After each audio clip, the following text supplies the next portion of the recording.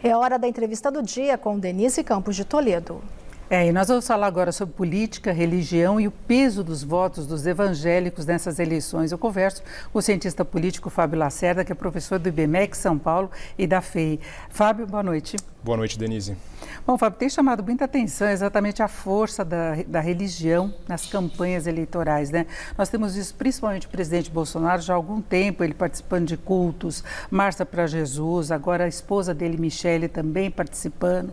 Quando eles lembram da facada que ele levou, da recuperação, ele sempre atribui como um milagre, não é? E tem conseguido uma adesão muito maior dos evangélicos, lembrando que não é uma unidade apenas, né? São várias igrejas que têm pensamentos diferentes. Como é que você vê essa mobilização dos evangélicos em torno da religião e o peso que vem tendo agora nas eleições, nas discussões?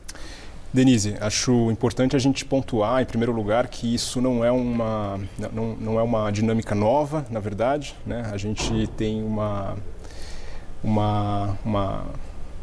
mobilização evangélica eleitoral, né? Uma entrada dos evangélicos nas eleições no Brasil que já remete à década de 80, em particular à Assembleia Constituinte, né, de 86. Já nas eleições de 89, né, já há uma antipatia por parte de setores evangélicos em relação ao então candidato Lula, né? E então isso foi, digamos, talvez hoje esteja um pouco mais saliente, mas é um fenômeno que já tem já temos alguma história aí, né? Agora, seria uma adesão às pautas? Bolsonaro teria conseguido levantar aquelas pautas que são mais prioritárias para os evangélicos? O Bolsonaro, ele, curiosamente, mesmo não sendo evangélico, né, sendo católico, ele conseguiu, de fato, galvanizar o apoio das principais lideranças, eu diria até pentecostais, mais do que evangélicas, né, em 2018, e, de fato, se colocando como representante, né, de um discurso mais conservador, de pautas caras a muitas igrejas e setores aí, pentecostais, né? E trouxe para o governo e também para a base de apoio dele, né? Tem Silas Malafaia, a Damares Alves, que foi ministra, tem o Marco Feliciano, a própria esposa dele, que tem participado muito mais da campanha do que em 2018. Agora, o PT não consegue buscar mesmo apoio que ele tinha anteriormente junto aos evangélicos. Você acha que houve um distanciamento maior por mudanças de pauta, por uma postura mais progressista do PT? Sim, é importante a gente pontuar que o PT nunca foi um partido com muita simpatia, que nunca recebeu simpatia dos pentecostais, né? Então a gente historicamente tem essa antipatia que data desde 89, mas como você observou bem, a partir dos governos do PT, muitas lideranças pentecostais se aproximam, né, do governo Lula, depois Dilma, né? A gente pode lembrar que, por exemplo, mesmo uma figura como o então deputado Eduardo Cunha apoiou a Dilma nas eleições de 2010, né? Mas gradualmente, ao longo do segundo governo da Dilma, muitas dessas lideranças foram se afastando, e o que culminou hoje numa ruptura bastante explícita, né, entre a maioria dessas igrejas pentecostais e do PT, né? Agora, a gente tem uma pesquisa, por exemplo, da Datafolha, que aponta que 41% dos evangélicos discordam dessa proximidade, né, entre a igreja e a política, né? Eles não gostam desse uso político, inclusive já houve manifestações contrárias, por exemplo, a presença de políticos, de modo geral, nos cultos, né, por receio, para evitar o uso político, né, da religião. Você acha que pode ter um peso decisivo aí na flutuação aí das votações? A gente vê a polarização se confirmando, né? Falta muito pouco tempo para o primeiro turno das eleições, a disputa ficando entre Lula e Bolsonaro. Isso vai ter um peso relevante, decisivo? Acredito que sim, Denise. A gente pode pegar aí as principais pesquisas eleitorais, a maioria delas eu acredito que mostra uma vantagem importante, expressiva do Bolsonaro entre o eleitorado evangélico, né? Em muitas das pesquisas o que nós vemos é que o Bolsonaro ganharia a eleição se fosse só uma eleição com com eleitores evangélicos, né? Agora, tem os que não são religiosos, tem os católicos também, e a gente viu a CNBB divulgando uma nota, inclusive, se posicionando contra o uso político da religião, que isso acaba, inclusive, desviando de pautas que seriam relevantes se discutir hoje. Questão econômica, por exemplo, que costuma dominar todo o debate, a cobrança que se tem em relação a programas políticos. Nós temos aí a liberdade de expressão, nós estamos no Estado laico. Você acha que isso hoje mudou? Qual seria a relevância aí, por ordem de discussão das pautas? Essa é uma questão interessante.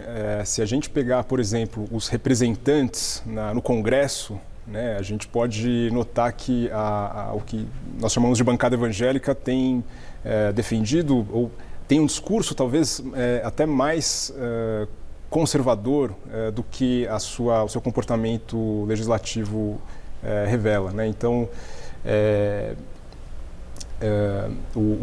se a gente pegar, por exemplo, nos últimos anos, o discurso de figuras como Marco Feliciano, de figuras como representantes aí da bancada evangélica, que são em geral ligados a igrejas pentecostais, né? E como você bem lembrou antes, é importante ressaltar que há uma heterogeneidade nesse grupo, né? A gente tem também figuras como a Benedita da Silva ou figuras evangélicas que não necessariamente estão alinhadas com o Bolsonaro, nem que se manifestam ou se colocam com uma posição mais, digamos, moralmente conservadora, né? Agora, isso daí não provoca uma divisão, por exemplo, no segundo turno, que possa ter uma manifestação? Tem, inclusive, as religiões afro-brasileiras que já questionaram posicionamentos, por exemplo, da primeira-dama, não é? Quando ela fala em obscurantismo, que somente os abençoados por Deus é que podem abençoar a nação, tentando puxar o discurso, a pauta para esse lado. Sim, o que ocorre é que o percentual da população que se declara evangélico é um percentual muito maior, né, e muito mais expressivo. E os evangélicos, eles, embora sejam ainda um grupo menor do que os católicos no Brasil, eles têm um perfil muito peculiar, né? São em geral pessoas com uma frequência ao culto maior, né? Então, católicos em geral no Brasil não têm uma assiduidade à missa ou ao culto religioso tão grande, né? E pode ter mais influência de lideranças também, não é? Exatamente. Na medida em que frequentam mais o culto, em tese, eles estão mais expostos a uma mensagem política do líder religioso, né? E uma coisa que eu falar, por exemplo, desses líderes políticos que são da base de apoio do governo, eles têm muitos seguidores nas redes sociais, eles têm uma presença muito forte, né? Com certeza. Então é importante a gente lembrar que, por exemplo, no Brasil hoje, entre 1/5 e 1/4 do eleitorado é pentecostal, né? Então esse é um eleitorado que cresceu muito no Brasil nas últimas décadas, né? Nenhum candidato a um cargo majoritário no Brasil, seja presidente, seja governador, seja prefeito, pode se dar o luxo de ignorar essa fatia tão expressiva do eleitorado, né? A gente tem visto que há essa preocupação e hoje uma coisa que chamou a atenção, por exemplo, Marina Silva junto com Lula, desmentindo aquela ideia que se colocou e que Lula poderia fechar as igrejas, porque tem fake news também nesse processo todo, né? E Marina seria defensora exatamente desse lado mais religioso, mas ela lembra que o Estado é laico, né? Exatamente. A Marina Silva, assim como, por exemplo, Antony Garotinho, né, são candidatos, são políticos que foram candidatos à presidência no Brasil e que conseguiram, em alguma medida, já galvanizar o voto evangélico, né, mas não num grau tão alto quanto o Bolsonaro em 2018. Só tem um detalhe, né, tanto a Marina Silva quanto o Antony Garotinho, eles não são representantes corporativos de igrejas. Então, a situação deles é diferente da situação, por exemplo, de congressistas brasileiros hoje, que foram eleitos graças ao apoio institucional, né, de uma igreja. O caso da Marina Silva e do Garotinho são casos um pouco distintos por conta disso, né? Marina nunca trouxe essa pauta da religião para as discussões e para as pautas dela. Ela defende a pauta ambientalista. Exato. Agora, tem uma situação que é sempre colocada quando se fala desse apoio dos evangélicos, que ao mesmo tempo que você vê avançar no governo, tem o avanço também da base que é armamentista. E, em princípio, isso não seria uma incoerência?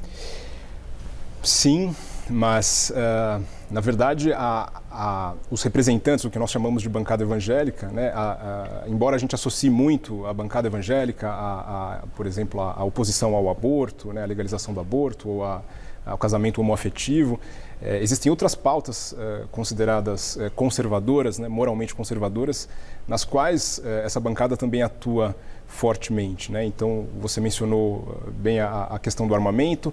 Acho que outro ponto interessante a se destacar seria a redução da maioridade penal, que quando foi para votação, né, durante, acho que o segundo governo Dilma, recebeu um apoio expressivo da bancada evangélica, né? Então, de fato, a pauta relacionada à segurança, de uma forma geral, também vem recebendo atenção desses parlamentares, né? Agora, nós estamos fechando. Você, como cientista político, como é que vê essa polarização com uma boa dose de radicalização que a gente está vendo nas eleições? É uma situação triste, lamentável. Acho que nós vivemos um momento bastante difícil e decisivo ao mesmo tempo, né, aqui no Brasil. Eu espero que as lideranças religiosas consigam, de algum modo, fazer a sua mensagem ressoar aos fiéis e que isso consiga nos dar alguma paz para esse período, né? Porque quando você pensa em religião, você pensa em pacificação, não é? E não em uma postura mais radical que muitos analistas acreditam que possa piorar entre o primeiro e segundo turno. Com certeza.